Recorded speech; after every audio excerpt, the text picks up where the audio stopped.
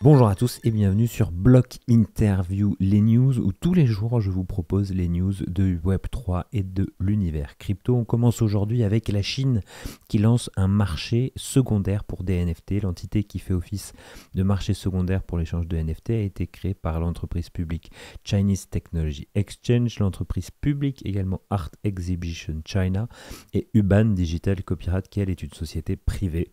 Outre les NFT, la plateforme facilitera également l'échange de droits d'auteur liés aux actifs numériques. Le projet vise à réguler et à éviter la spéculation excessive, je cite, sur les marchés secondaires des NFT, comme a déclaré une personne qui fait partie de la création de ce projet.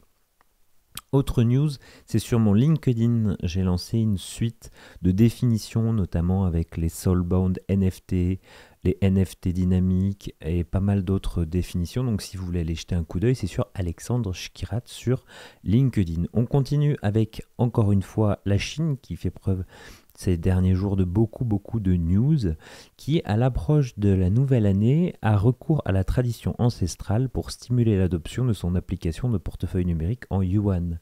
L'application appelée ICNY a introduit une fonction permettant aux utilisateurs d'envoyer de l'argent dans une version électronique des traditionnels paquets rouges, Hongbao. Les paquets rouges sont traditionnellement utilisés pour donner de l'argent à l'occasion du Nouvel An chinois et d'autres célébrations en signe de bonne chance.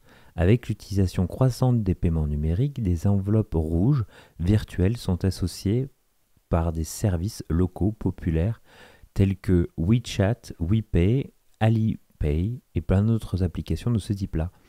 Selon les informations disponibles, l'application ICNY permet d'envoyer un paquet rouge à une seule personne ou de procéder à un tirage au sort pour un groupe de personnes qui recevront un montant aléatoire provenant d'une réserve de fonds.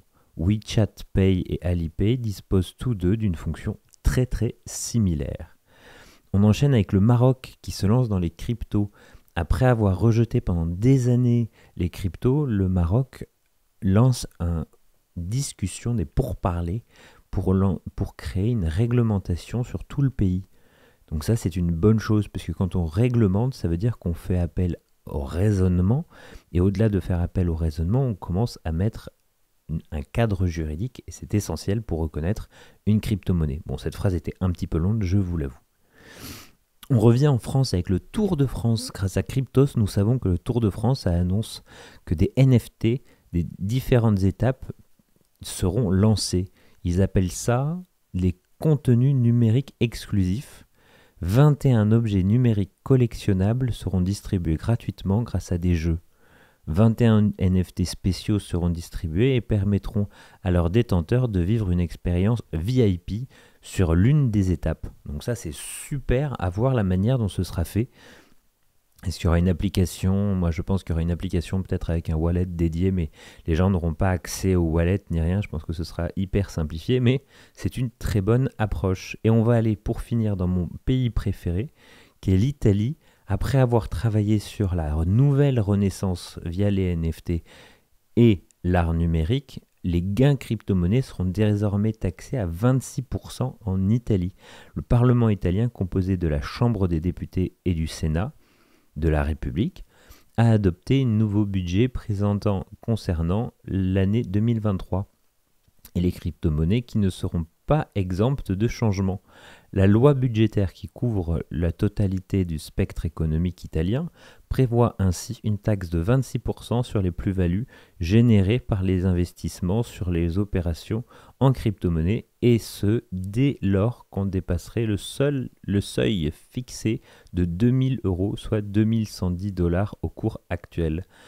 Donc on est en dessous de la flat tax française qui est à 30%, mais ça reste quand même une évolution dans la taxation en Italie. Donc affaire à suivre. Merci beaucoup d'avoir écouté ces news sur Block Interview, les news. Je vous souhaite une très bonne journée. À demain. Ciao.